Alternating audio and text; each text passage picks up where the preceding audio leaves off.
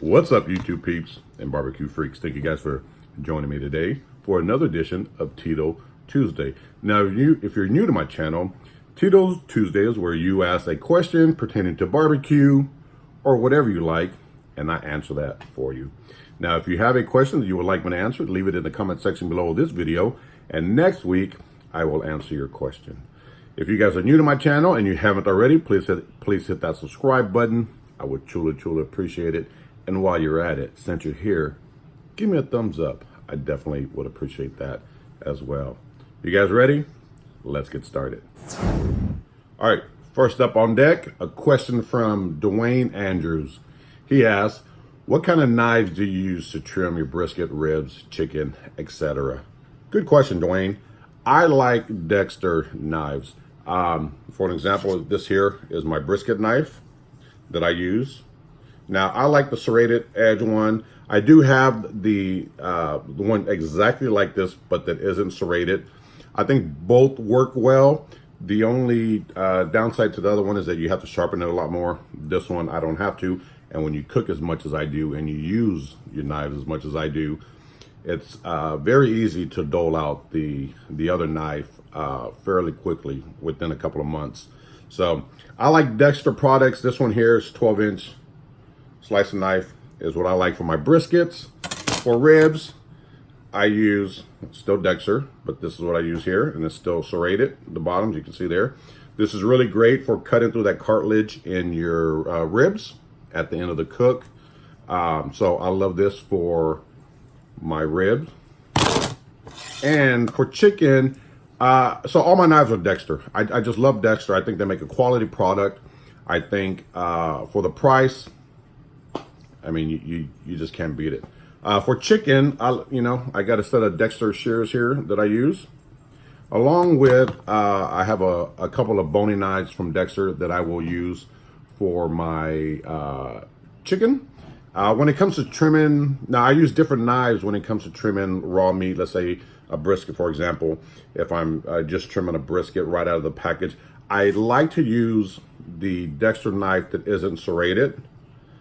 I sharpen it up, and then it's just, I can get a whole lot of surface in one slice with it. In fact, let me grab it real quick and show you what it looks like. So this is the other one that I mentioned that is not serrated. I like to use this to trim my briskets. I can get nice, long, even cuts when I'm trimming my briskets raw. I like to use this, get nice, even cuts. I think it works great for that.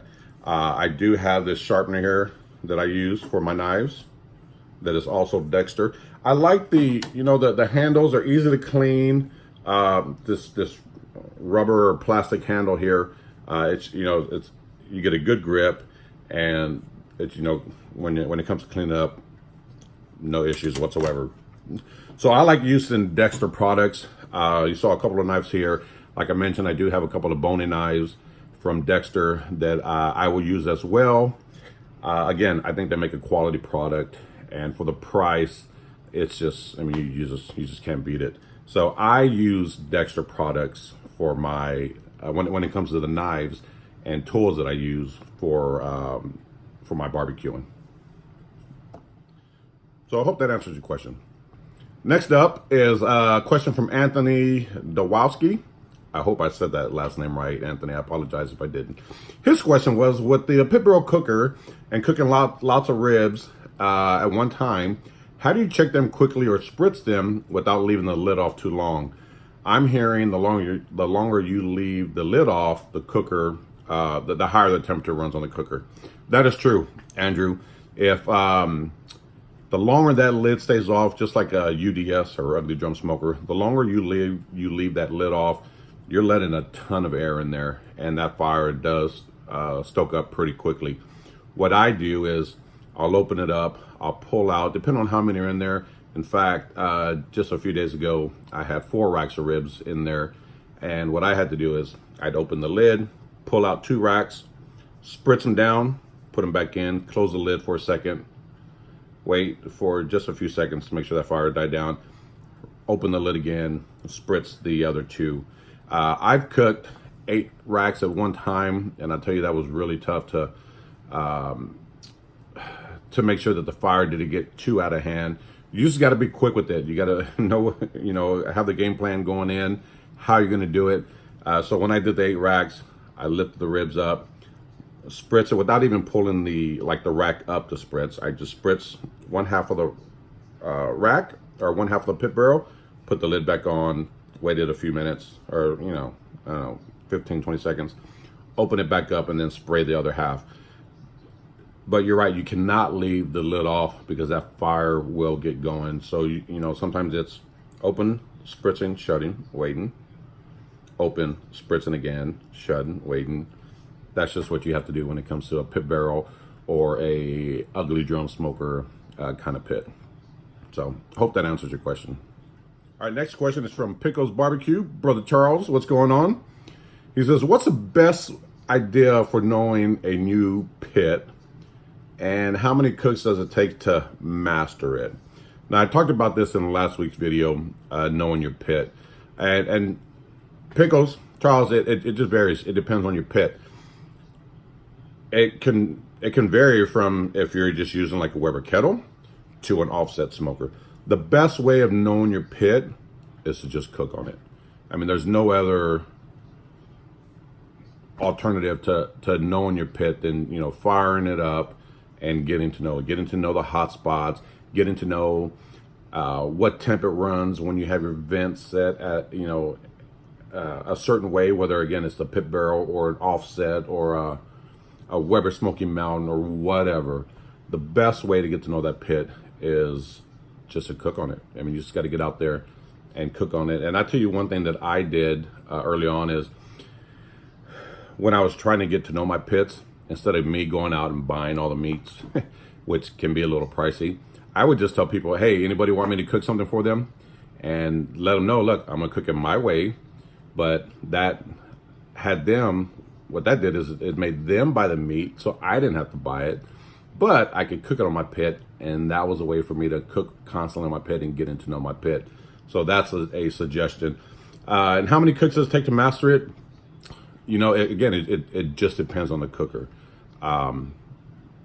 You'll pick it up a lot quicker maybe on a Weber Smoky Mountain than you would maybe a reverse flow or even a regular firebox offset smoker. So it just, there isn't a set number that works for every cooker. I would just suggest fire up your stuff and use it as much as you can. Get to know it that way. That's really the best way of getting to know your smokers. All right, next question is from, again, Big Jesse, chilling, grilling, and barbecuing. He had a couple of questions last week. I appreciate you stopping by again, my brother. Truly appreciate it. Competition cooks. Are they open to the public? If so, can you post before so I can possibly visit some and taste the leftovers? So yes, just about every cook there is. I mean, I don't know one that isn't open to the public. Everyone I've ever done is open to the public. Now, some will let you in for free. Some you have to pay for to get in. That's the difference. Sometimes I post where I'll be, and I'm always open for having people come and hang out.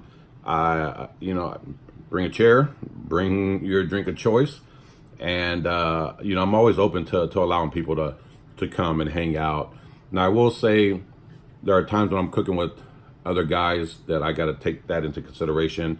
While I don't mind you or mind someone coming out, hanging out, some of the other cooks might. So if I'm cooking with our other teammates and I think that they might have an issue with that, I usually am a little hesitant to invite people out. I mean, they're all pretty cool guys. I mean, they really don't have an issue, but sometimes I've had people come out and hang out and they kind of get in the way. So, that's the only downside, or like the only thing that would make me hesitant to invite people out. But yeah, people are always welcome to come out anytime I'm at a cook-off. And in fact, I've been at multiple cook-offs and have had multiple subscribers come out and hang out. Just last year at the San Antonio Rodeo, I had man, I probably ran into 10 or 11 different subscribers, and I mean, there's just been multiple cook-offs where I had subscribers come out and, you know, just hang out. So yeah, I do. I don't want to say allow it, but I am okay with you guys coming out. Just know that when I'm there, I'm focused on cooking. I still like to have a good time, but I might not pay a whole lot of attention to you, depending on, you know, if we're getting ready to turn in meats, I got to focus on that. If I'm helping one of my other teammates out, I got to focus on that. So just kind of keep that in mind. But yeah, people are definitely welcome to come out and hang out and kind of experience that that whole environment. All right, next question is from Rodney Belair, and actually falls right in line with this one, or with the previous question. He says, "You ever let people hang out to see how a competition goes from start to finish before they do their first one?" Yes. If you're someone who is interested in getting into the competition world, but you want to show up at one and just kind of get your feet wet a little bit, or just kind of see what it's like, you're more than welcome to come in and hang out at one that I'm doing. That's actually how I got started. I would go to cook-offs with my buddies and just kind of see, you know, the whole process and how that all worked. But yeah, I'm definitely open to allowing people to come out and kind of experience it. Like I previously said, just know that I'm there to compete, and you know, I'm not ignoring you, but I'm focused on some other things. Don't take it as an opportunity to come out and try to get like all my recipes or anything like that. But yeah, people are definitely welcome. One, to just come out, hang out, and experience, or even, you know, two, join me and be an assistant cook with me and help me out at a cook-off, as a way of you learning and kind of getting your feet wet. So yeah, I'm definitely open to that, and I'm not against that at all. All right, next question is from Kelton Graham. Thank you for your question, Kelton. Kelton asks, "What's the best way to cook chicken thighs on the pit barrel cooker? I tried it and the skin came out rubbery." So if you're trying to get like really bite through skin on chicken, it's going to be a little tough to do that on the pit barrel cooker. That's because the pit barrel cooker is set, if you light it the way that they recommend, to run anywhere from 250 to maybe 300. If you're wanting to get that skin bite through, you're going to have to do a few other things. One, you could cook it at a higher temperature, which I don't think the pit barrel is ideal for, but you can always pull the skin off, scrape the fat off, put it back on. You can jacquard it. What I've done here lately is I've salt brined my chicken, so I'll put it in a pan, put a bunch of kosher salt on top, throw it in the refrigerator overnight, and let it brine for, I don't know, 8 to 10 hours if you have the time to do that. What that does is that salt will pull the moisture and some of that fat out from that skin, and helps give you that bite through skin that you're looking for. You know, it's going to be really tough to do it on the pit barrel cooker, just because it's set to cook at a certain temp, unless you, like I said, jacquard it, pull the skin off, scrape the fat, things like that. You might want to try putting it put your chicken thighs in a full pan with butter, leave them in there. I found that helps some, so that may be something you want to try. But if you're just taking the chicken thigh, straight from raw onto the grill, it's going to be really tough to get like that crispy bite through skin, just because you can't get that pit barrel up to, you probably want to get up to about 375, even with taking out the rebar, without packing it up with charcoal or lump. It's gonna be really tough to get it up that high to get that bite through skin that you're looking for. And also, when you put it in that pan, put it in the pan, put some butter in there, uncovered, let it smoke for a little while, then take some foil, probably after about 45, 55 minutes, take it out, cover it with foil and put it back on the pit barrel and see what that does. A lot of times that will help the fat under the skin render out, making that skin bite through. Maybe not necessarily crispy, but definitely bite through. So those are a couple things that you might want to consider giving a shot. Lubricate. Next question, small town smoker. Do you have any shirts? No, not yet. Still working on getting that done. Thought I had something lined up. That fell through. Now I got to go a different route.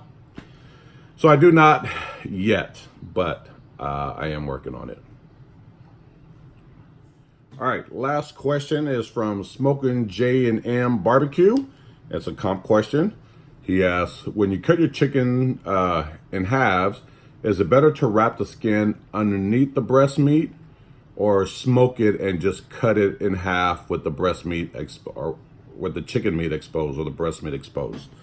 Smoking J&M Barbecue, it's better to tuck the chicken skin underneath the breast meat.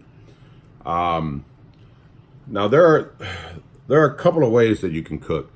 I cook my chicken a couple of different ways. Sometimes I'll spatchcock it, cook it spatchcock and separate it at the end.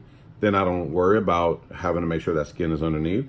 Most of the times I cut my chicken in half and I will take the skin over the breast meat, pull it all the way off, trim all the fat underneath the skin to make sure I get that bite through skin. And then I will trim some of the breast meat off, just so that I make sure that when I lay that skin back down that I'm able to tuck it underneath the breast meat. That's what I would recommend doing. I know for us, I'm not sure where you're cooking or what sanctioned body you're cooking in, what sanctioned body you're cooking in. I do IBCA, and so it's 2 chicken halves that we have to turn in. If you take a whole chicken and you split it in half, almost 10 out of 10 times, and you might get lucky and it not happen, but almost 10 out of 10 times, once you split it in half, you'll get one breast meat that has a slit in it, and you see that chicken tender hanging out, and then you'll get one breast meat that stays completely whole. What I like to do is I'll remove the backbone of my chicken, kind of like I'm going to cook a spatchcock, and then I'll cut through the breastbone, cut through that breast meat, and when I open it, I don't go all the way through the skin. Don't cut through the skin. Leave the skin alone. Leave it on there. But just cut through the bone, cut through that breast meat, and it'll lay out, and you can see which side has that slit in the breast meat and which side doesn't. I always take the side that does not have the breast meat, and when I go to cut that skin, I'll line my, if this piece is, so I have 2 breast meats here, right? This one has the slit in it where you can see the chicken tender hanging, and this one doesn't, but they're kind of sitting like this. What I would do is I would take my knife, put it right in the middle, and then just go a little bit to the right of the piece that does not have that slit in it, and cut my skin there. The half that does have the slit in the breast meat, I usually do not use. But if you do that, line up right in half and just move over a little bit, it gives you a little extra skin to fold under the breast meat. I hope that makes sense.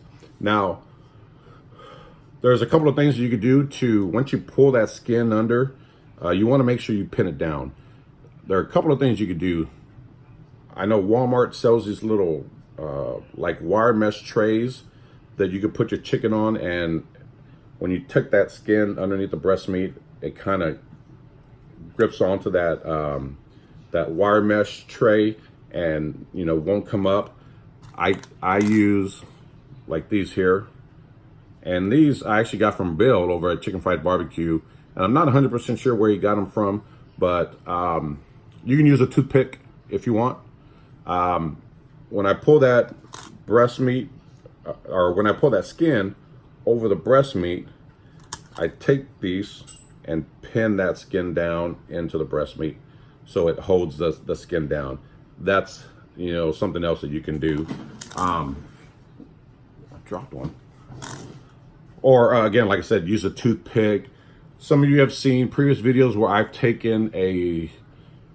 a metal whisk and cut it up, and I use that to kind of sew the skin down into the breast meat. I do that too.